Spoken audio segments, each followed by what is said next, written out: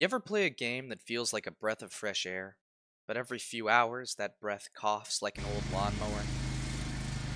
Yeah, Gales of Nayeli is kind of like that.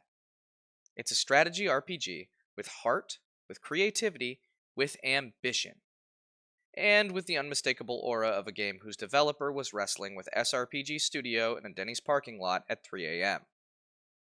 But despite some very real technical and narrative potholes, there is a genuinely enjoyable SRPG here when you peel back the layers.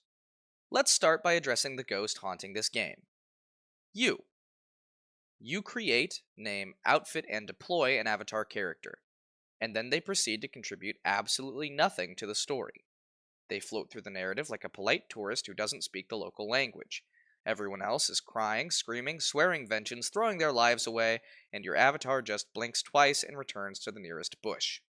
They're not intrusive, they just aren't there at all. And that sets the tone for a story that frequently feels like it's missing an important layer of emotional engagement. But here's the twist: the gameplay? Actually pretty great. Gales of Nayeli understands something that many SRPGs forget: variety is king. You get a wide spread of map types, castles, towns, forests, caverns, and each one feels like somebody actually stopped and said, "What if strategy, but interesting?" And the unit design? There's a surprising amount of synergy here. Some characters exist to buff, others to break enemy lines, others to stitch your squad back together. Their skill interactions often click in ways that feel deliberate and satisfying, which is especially great considering that's not an easy feat to pull off with over 40 playable characters.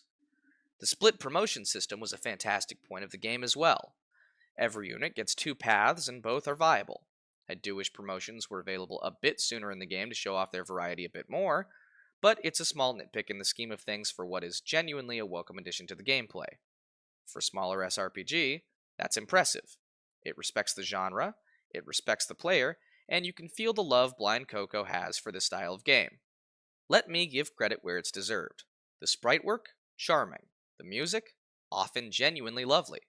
There are tracks here that feel airy or triumphant, like something out of a smaller, humbler Golden Sun, and the animations do a lot of heavy lifting to keep you interested in each combat encounter. It's not perfect, but there's soul in the art direction. You can tell the creator really cared, which is what makes the next section hurt. This game stutters at times. Certain maps chug like a 2009 laptop trying to run the Resident Evil 4 remake.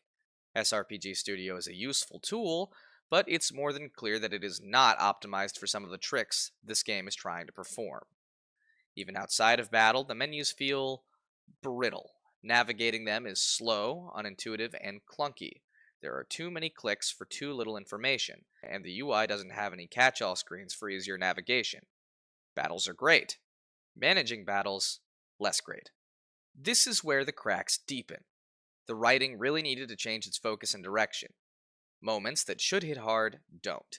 Relationships that should develop over the story tend to do so off screen, and the villains don't meaningfully exist for far too long.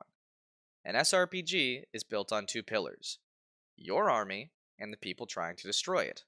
And Gales of Nayeli spends an uncomfortable amount of time forgetting the second one.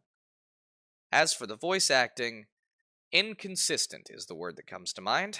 While I do think most of the VAs chosen have voices that suit their characters, the direction is all over the place and can sometimes be distracting. It's not game ruining. The fact that the game has voice acting at all is huge for a project of this size, but it absolutely pulls the gameplay down a notch.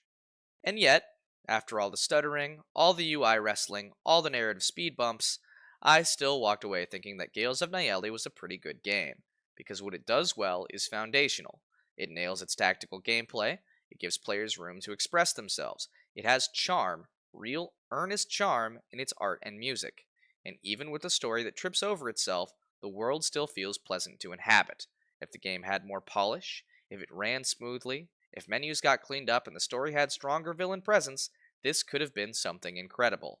As it stands, it's a good SRPG with unmistakable ambition that would benefit greatly from a few touch ups.